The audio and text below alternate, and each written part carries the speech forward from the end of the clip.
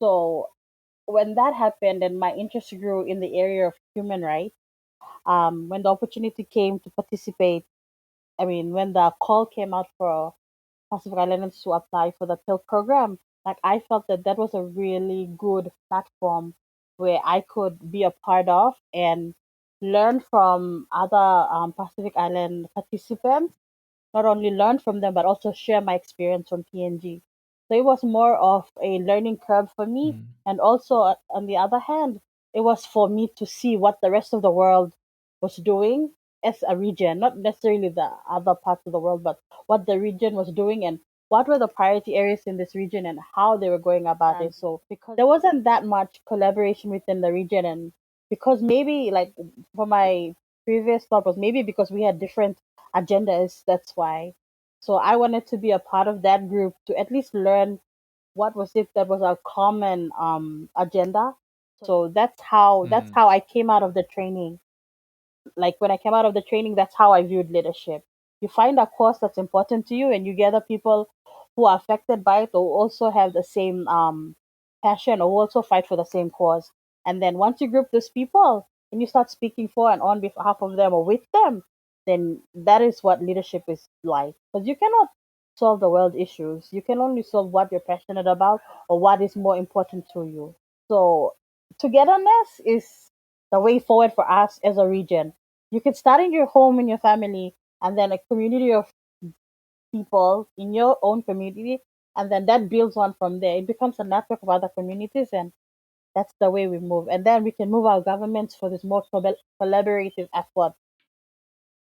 So, in terms of leadership, I naturally know about, like personally, I know about my behavior, characteristic, and interest of my people, because they especially for my communities, because they were my focus engagement at the time. But then I knew that there are some gaps in terms of leadership that I need to know. So this program was a right choice for me. Mhm. So coming and attending this program really add something knowledge to my existing knowledge that really helps my community engagement. So yeah, ever since I attended the program, when I came back, I did other several activities and initiatives that really boost my engagement with communities. I even started engagement with other new communities, in particular for the community I was living with, living in the city in Honiara.